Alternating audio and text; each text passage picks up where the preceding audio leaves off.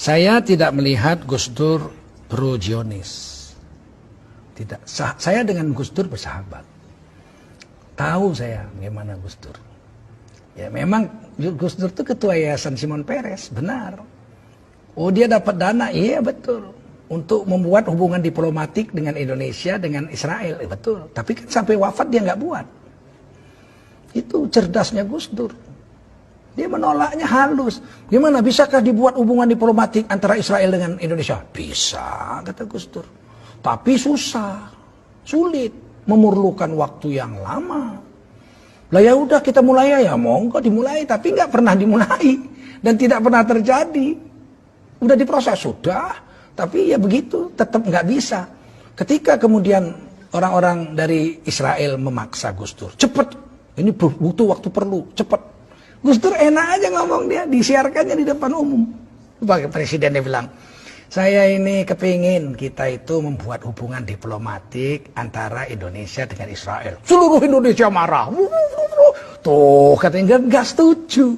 Mereka itu belum mau, perlu waktu yang lama, kata Gus Dur. Akhirnya Israel diam. Sampai sekarang belum pernah ada hubungan diplomatik.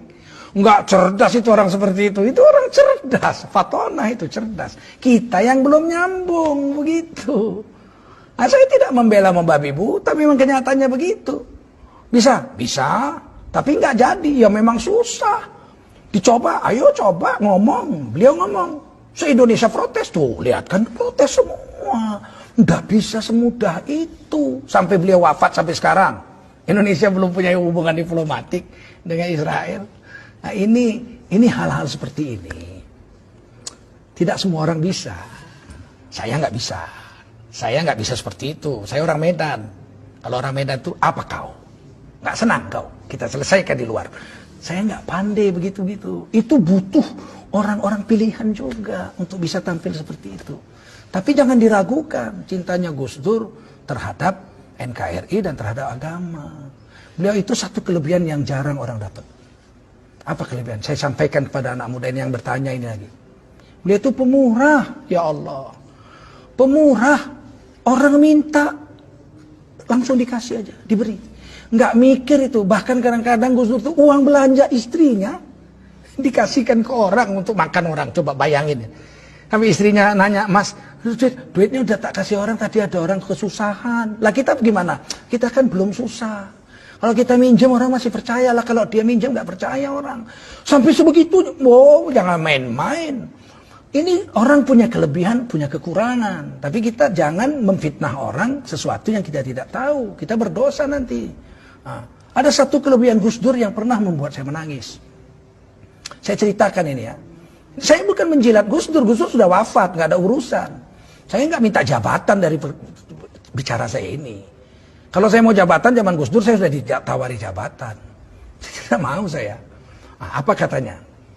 Satu hari saya duduk di VIP room airport Pekanbaru. Saya tamu gubernur. Saya duduk di ruangan tunggu gubernur untuk menunggu pesawat terbang. Waktu itu acara TV One tokoh kita sedang diputar. Saya minum teh habis sholat asar di situ menunggu pesawat. Tiba-tiba muncul situ tokoh kitanya itu Gus Dur. Gus Dur. Tapi beliau sudah wafat. Tokoh kita begini-begini. Kemudian ibu belum wafat Gus Dur. Ibu Sinta Nuriyah diwawancarai. Apa sih kelebihan Gus Dur itu? Kata pewawancara itu kepada Ibu Sinta Nuriyah. Kemudian Ibu Sinta mengatakan sebagai istri beliau sekian tahun. Kelebihan Gus Dur itu yang saya rasakan sangat menonjol. Tidak pernah komplain soal makan. Kemudian nampaklah Gus Dur duduk di tempat tidur amben kecil begitu, pakai celana sedengkul, pakai kaos, makan. Lauknya itu cuma ayam goreng paha sebuah, nggak ada sayurnya, nggak ada sambalnya, nggak ada kecapnya, nasi putih. Jadi nasi putih ayam, disendok nasinya ke mulut pakai sendok, ayamnya digerawat pakai tangan. Kemudian Gus Dur makan, disuting begitu. Jadi itulah kelebihan Gus Dur yang membuat saya itu bahagia, kata Ibu Sinta Nuriyah. Salah satunya seumur hidup perkawinan kami beliau tidak pernah komplain soal makanan. Saya langsung keluar dari situ nangis saya. Sebab kelemahan saya paling besar adalah komplain makanan. Saya sejak kecil ibu saya itu pandai masak dan saya anak laki-laki satu-satunya. perempuan 6, laki-laki 1. Sehingga saya makan tuh sangat dimanja. Mau pakai gulai, pakai ini, namanya orang Melayu. Ikan goreng, gulai, segala sambal. Saya keluar, istri saya orang Banten. Sejak kawin tuh biasanya rebus-rebus lalap, rebus-rebus lalap. Sempat saya bilang satu hari, makanan ini, makanan kambing ini, saya bilang. Sampai istri saya menangis. Sebab kami orang Melayu lemak-lemak kayak kelapa. Dia lalap-lalap, tiap hari lalap-lalap rebus, lalap-lalap rebus. Jengkel juga saya. Saya keluar, saya ambil handphone. Saya telepon istri saya di Jakarta, saya bukan baru. Adik, iya bang, abang pulang. Pulang dek, abang sedang nunggu pesawat. Loh abang kok nangis? Saya bilang, saya minta maaf adik. Saya selama ini selalu komplain soal makan. Pernah saya bilang makanan kambing. Kadang-kadang saya banting juga meja gitu. Gak suka saya makanan gak enak. Saya minta maaf. Istri saya bilang, abang sehat bang. Abang kan gak apa-apa kan. Nanti abang jatuh naik kapal terbang. Enggak dek, saya istilah Melayu buang tabiat. Orang mau mati itu tingkahnya aneh-aneh gitu. Saya bilang tidak, saya tidak buang tabiat. Enggak ada tingkah aneh-aneh. Saya baru dengar Gus Dur. Ibu Santa Nuria diwawancarai. Ternyata kelebihan Gus Dur nggak pernah komplain soal makan. Saya jadi teringat Rasulullah. Rasulullah itu mengatakan dalam hadis, saya tahu hadisnya. Jangan komplain soal makanan. Kalau enak kamu makan, kamu puji. Kalau kamu rasa nggak enak, jangan kau caci, tapi jangan kau makan. Pergi aja, jangan kau caci. Nah saya mencaci makanan, padahal saya tahu hadis. Saya pikir itu kan cuma Rasul yang bisa buat. Kenyataannya Gus Dur bisa buat. Ngapain mesti belajar tidak komplain makanan kok sampai jauh-jauh nunggu sahabat Nabi atau zaman Nabi. Mau zaman sekarang aja ada orang. Saya bilang gitu, maafkan saya janji. Saya tidak akan komplain lagi soal makanan kepadamu. Sampai di Jakarta saya pulang dipeluk istri saya. Ya Allah bang, abang nonton itu? Iya, saya nggak punya TV di rumah, nggak nonton TV. Tapi di VIP room itu ada televisi. Pas TV One tokoh kita.